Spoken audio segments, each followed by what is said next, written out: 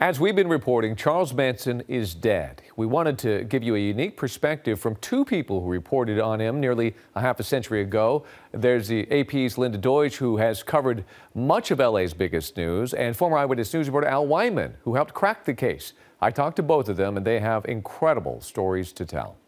It was kind of like going to the circus every day. Linda Deutsch has had a storied career working as a reporter for the Associated Press, covering some of the biggest trials in history, none bigger than one of her first, Charles Manson. I thought that's how all trials were. I thought, oh, this is pretty crazy. Manson's leaping at the judge, and the girls are getting up and singing in court, and there are kids camped outside the courthouse threatening to kill themselves. There's a revolution coming very soon. She was only 24 years old in 1970 when the trial began.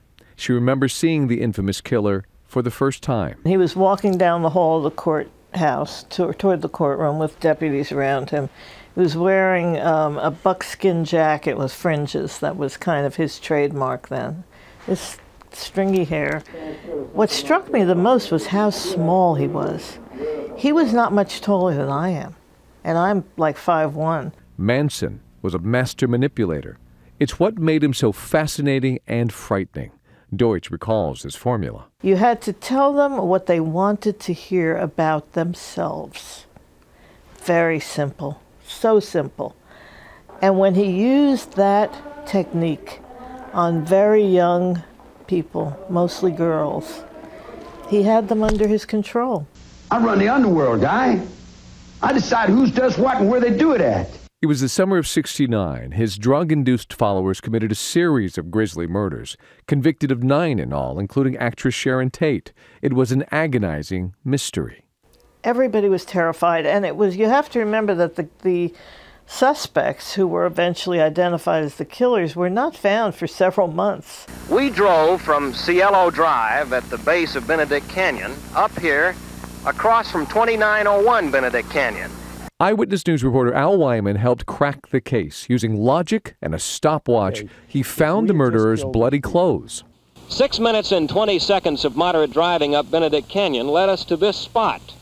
And looking over the edge of this hill, we found several pairs of blue jeans and what appeared to be some very dark sweatshirts. This is exactly the spot, and driving up Benedict Canyon as we've done just now, this is the only place, there was no guardrail at the time, this is the only place that you could pull off.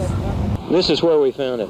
It's right down there. When the LAPD arrived on the scene, detectives were not happy. The media figured it out before they did. We were notified by my boss, Lieutenant Robert Helder, who received a phone call from what I believe is Channel 7 News. Decades later, those bloody clothes sit in a locker in one of 37 evidence boxes, along with the murder weapons and other remnants of the crimes. Sharon Tate's bloodstains still visible.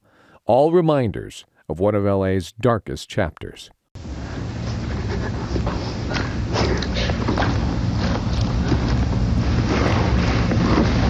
Nobody.